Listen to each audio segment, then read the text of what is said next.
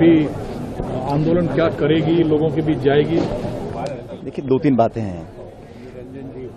BJP की सरकार को 11 साल हो गए हैं केंद्र में शासन में आए हुए, और मुझे याद है प्रधानमंत्री जी का जो पहला भाषण था पार्लियामेंट के अंदर, उस टाइम उन्होंने कहा था कि ये नरेगा की जो योजना है ये यूपीए सरकार की मॉन्यूमेंटल मिस्टेक है, ऐतिहासिक भूल बताया था। तो 11 साल तक तो इस योजना को बंद नहीं कर सके।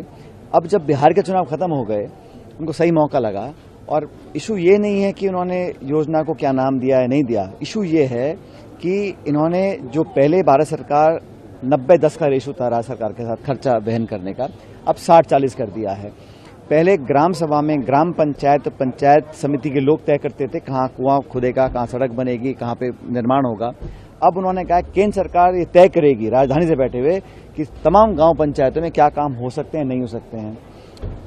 अगर गांव का सरपंच या प्रधान एक्टिव था तो कोई सीमा नहीं थी, अपने विकास काम के लिए कितनी भी राशि ला सकता था। अब इन्होंने सीमा बांध दी है।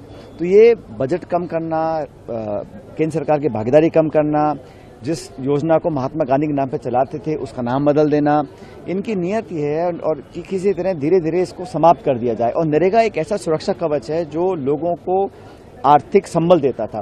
जो सबसे गरीब इस देश में ग्रामीण क्षेत्र में लोग रहते थे, उनको अधिकार था, संवैधानिक अधिकार था 100 दिन के रोजगार का। दुनिया में किसी मुल्क में इस प्रकार का अधिकार नहीं था।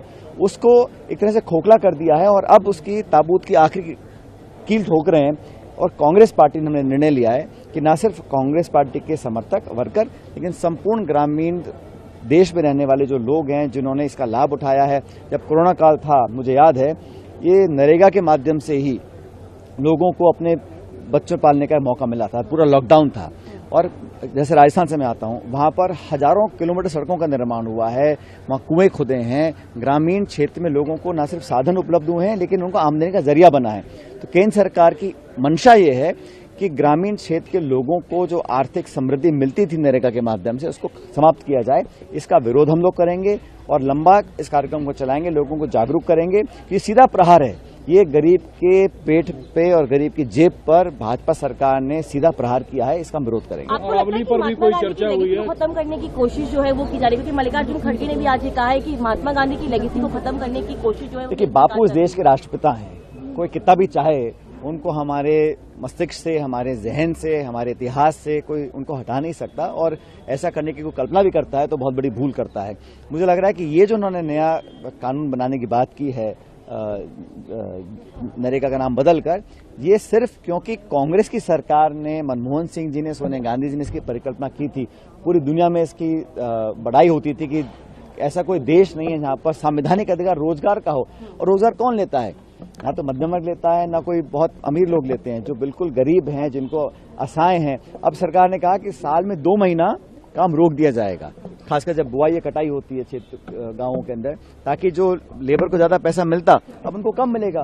तो ये तमाम चीजें इस तरफ संकेत करती हैं कि ग्रामीण परिप्रेक्ष्य में रहने वाले परिवारों के लिए, खासकर महिलाओं, गरीब, दलित, पिछड़े, आदिवासी लोगों के लिए सरकार का एक तरह से दरवाजे बंद करने का उन्होंने ऐलान किया है।